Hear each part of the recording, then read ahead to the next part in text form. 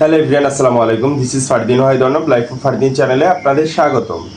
ভারতের tourist visa নিয়ে ঈদের আগে অনেকেই অনেক রকমের কথা বলেছে যে ভাই ঈদের পরে নাকি ট্যুরিস্ট ভিসা চালু হচ্ছে, বা কত তারিখে ট্যুরিস্ট ভিসার তারিখ ঘোষণা করা হয়েছে, বা কত তারিখ থেকে ট্যুরিস্ট ভিসার আবেদন জমা নেবে।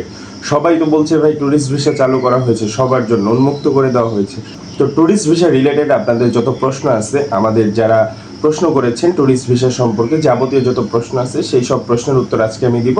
কত তারিখ থেকে আপনার ট্যুরিস্ট ভিসার আবেদন জমা দিতে পারবেন, আসলেই কি ট্যুরিস্ট ভিসা খোলা হয়েছে কিনা, বা কাদের জন্য খোলা হয়েছে, সেই সব প্রশ্নের উত্তর আজকে এই ভিডিওতে দিব। ভিডিওটি না টেনে অবশ্যই পুরোটা দেখবেন। আর হ্যাঁ, চ্যানেলটি সাবস্ক্রাইব করে না থাকলে সাবস্ক্রাইব করতে ভুলবেন না। ভারতের ট্যুরিস্ট ভিসা, ভারতের মেডিকেল ভিসা, ভারতের ডাবল এন্ট্রি ভিসা, ভারতের এন্ট্রি ভিসা সম্পর্কে যদি কারো কোনো প্রশ্ন থাকে, অথবা কেউ খুব চেষ্টা করেও এইসব ভিসা করতে পারছেন না, বা কিভাবে করবেন, কিভাবে দ্রুত সময়ের মধ্যে অ্যাপয়েন্টমেন্ট পাবেন, বা কিভাবে দ্রুত সময়ের মধ্যে ভিসা পেয়ে যাবেন। অনেকে অনেকবার জমা দিচ্ছে, তারপরেও রিজেক্ট হচ্ছে। কেন রিজেক্ট হচ্ছে, কিভাবে জমা দিলে তারা দ্রুত সময়ের মধ্যে ভিসা পেয়ে যাবেন, দ্রুত সময়ের মধ্যে অ্যাপয়েন্টমেন্ট পেয়ে যাবেন। ভারতের ভিসা সংক্রান্ত যাবতীয় যত প্রশ্ন আছে আমাকে ফেসবুকে আপনারা নক দিতে পারেন। ডেসক্রিপশন বক্সে আমার ফেসবুক লিঙ্কটি দেওয়া থাকবে, সেইখানে নক দিলে আমি সবাইকে রিপ্লাই দিয়ে দিব ইনশাল্লাহ, যে কীভাবে দ্রুত সময়ের মধ্যে আপনারা ভিসা পেয়ে যাবেন, দ্রুত সময়ের মধ্যে আপনারা অ্যাপয়েন্টমেন্ট পেয়ে যাবেন। আমি সবাইকে হেল্প করার চেষ্টা করবো ইনশাল্লাহ। এতে আপনাদের এক্সট্রা কোনো খরচ হবে না, দালালদেরও কাছে আপনাদের যেতে হবে না। অনেক টাকা দালালরা হাতিয়ে নিচ্ছে, সেই জন্য দালালদের কাছে যেতে হবে না।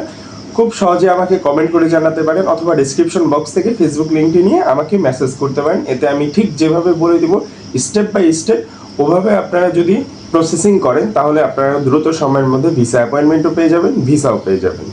ভারতের ট্যুরিস্ট ভিসার ব্যাপারে যে প্রশ্নটি আমাকে সবাই করে, ভাই ঈদের পরে ট্যুরিস্ট ভিসা চালু করা হয়েছে, কত তারিখ থেকে আবেদন জমা নেবে। ভাই আমি তাদের উদ্দেশ্যে বলতে চাই, এটি সম্পূর্ণ ভিত্তিহীন একটি কথা। ট্যুরিস্ট ভিসা চালু করা হয়নি। যদি ট্যুরিস্ট ভিসা চালু করা হতো তাহলে নিউজ চ্যানেলগুলোতে আপনারা দেখতে পেতেন, সবার আগে আমার চ্যানেলে আপনারা আপডেট পেয়ে যেতেন।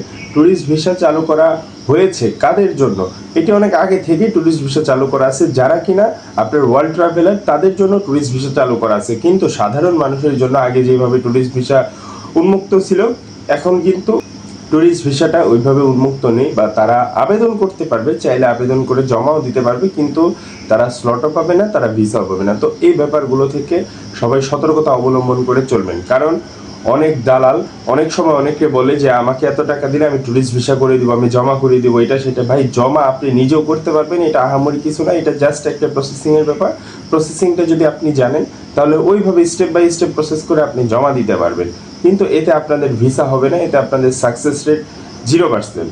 অনেক দালাল অনেকভাবে মোটিভেট করতেছে, আমি শুনতে পারতেছি। অনেক ক্লায়েন্ট আমাকে বলতেছে যে ভাই দালালরা এইভাবে বলছে, এইভাবে মোটিভেট করছে, তো তারা কিভাবে এতটা ইনশিওর হচ্ছে যে ট্যুরিস্ট ভিসা চালু করা হয়েছে, জমা দিলেই হয়ে যাবে, এটা সেটা।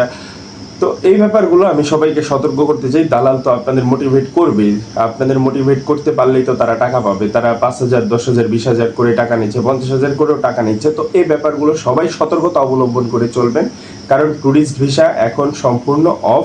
সাধারণ মানুষ যারা আছে তাদের জন্য সম্পূর্ণ অফ, কিন্তু যারা ওয়ার্ল্ড ট্রাভেলার আছে, অনেকগুলো দেশে ভ্রমণ করেছে, তাদের জন্য চালু আছে। যেমন কিছুদিন আগে আমাকে একজন নক করেছে, সে প্রায় 17 থেকে 18টা দেশে ভ্রমণ করেছে। তো সে ইন্ডিয়া ট্যুরিস্ট ভিসা করেছে, তার ট্যুরিস্ট ভিসা হয়ে গেছে।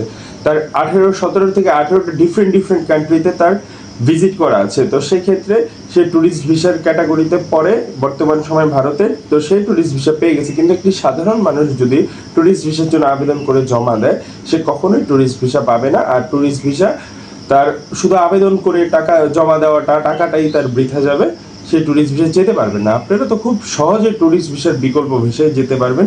ট্যুরিস্ট ভিসার বিকল্প ভিসা কোনটি, অথবা কোন ভিসা ট্যুরিস্ট ভিসার বিকল্প ভিসা, কিভাবে বিকল্প ভিসা যাবেন, সেই ব্যাপারে নতুন একটি ভিডিওতে বলবো। চ্যানেলের সাথেই থাকবেন সবাই। ধন্যবাদ সবাইকে।